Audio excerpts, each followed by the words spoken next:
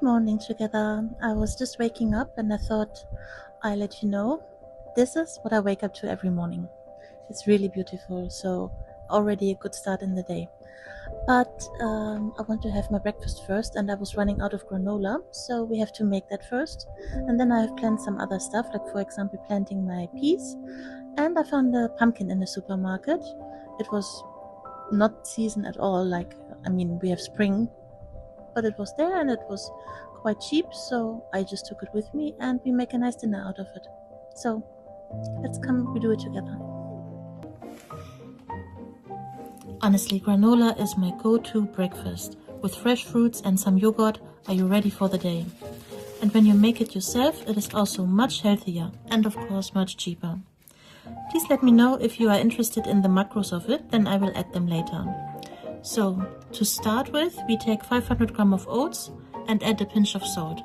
I prefer to do my granola in the pan because I don't like it when it's getting really burnt and dark brown when you make it in the oven, so this is the way I do it. You just stir in them when you put them in the pan, and before you start doing that you also add a little bit of butter. Then you stir constantly till they start browning up a little bit. Then, when they are starting getting brown, you reduce the heat a little bit and you add your chopped almonds. You take 300 grams of chopped almonds and add 2 to 3 tablespoons of maple syrup. It is really important that you slow down the heat or reduce the heat because the maple syrup starts quickly to burn, and you don't want that because like maple syrup or the vanilla sugar that we put in later starts to get bitter, so please try to avoid it.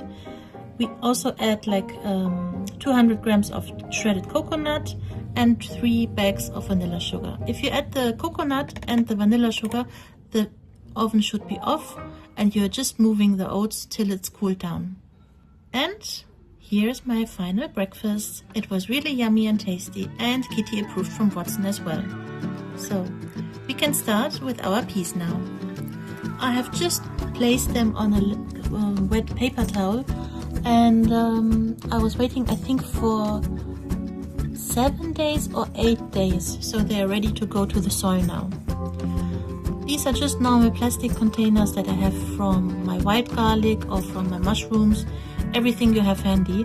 It is just important that you make some holes in it, that when you water them, the water is not standing in and the roots starts to get bad. That's important. And in my case, I really underestimated how many peas I had. This is why it took so long. I have read somewhere that from one plant of peas, so from one pea, you are getting 90 fruits in the best possible case. So when everything is going well, it seems like I will get a big harvest this year. This takes some time. This is a really meditative thing, and you can listen to some music, to some audiobooks, and just relax, enjoy the sunshine outside, or I don't know. It was really calming me down. It was really relaxing, and I really enjoyed doing it. The whole process took I think nearly an hour, including everything, but it was totally worth it.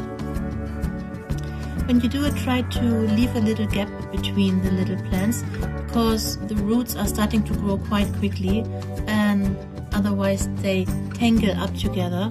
So when you want to put them in the final pot, you don't have to maybe break them or tear them apart too harshly.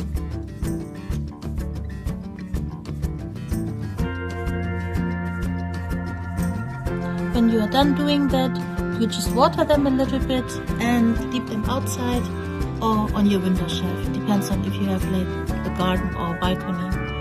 And just wait till they grow. And this is my final result for today. And of course, dirty fingers. So, as promised, there's my pumpkin. I really was surprised to see it. But honestly, I'm really happy. It is quite a long time that I had a pumpkin. And I never had butternut squash, so really excited to try this. I have read that you can leave the skin on or you can eat it, so I just left it on, and I can tell you please peel the skin, otherwise it will be still super hot.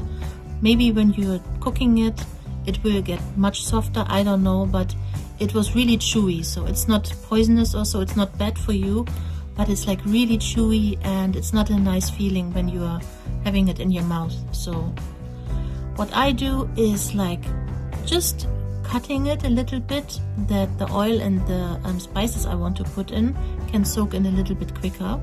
When you have done that, you just put some oil on it, and then you can put your spices on. In my case, I try to keep it really simple. I just put some, after the olive oil, I put some salt, some pepper, and some nutmeg on it. And the nutmeg was a really nice addition, so I can highly recommend that. That is it. Then you can put it in the oven and wait till it's brown. And I still had some mashed potatoes from the dish before, so this is why I cannot show it to you. I just had to warm it up, and I thought it's nice when I have some mushrooms with it. So while they were in the oven, I set the timer and start to chop my mushrooms, and I just roasted them when they were done and added them to my butternut squash, my mashed potato, and just garnished it with a little bit of feta cheese and some pomegranate seeds. It was really tasty, and I can fully recommend it. Again, my recommendation would be remove the skin first. And that's the final result. Would be lovely if you try it out. It's really worth it. So thank you for spending this little piece of the day with me. I really hope that video inspired you to slow down a little bit and enjoy the little things as well. If you like our cozy moments here, I really hope I can see you in my next adventure as well. So till then, give your pets an extra big cuddle, and I hope to see you in my next video. Bye for now.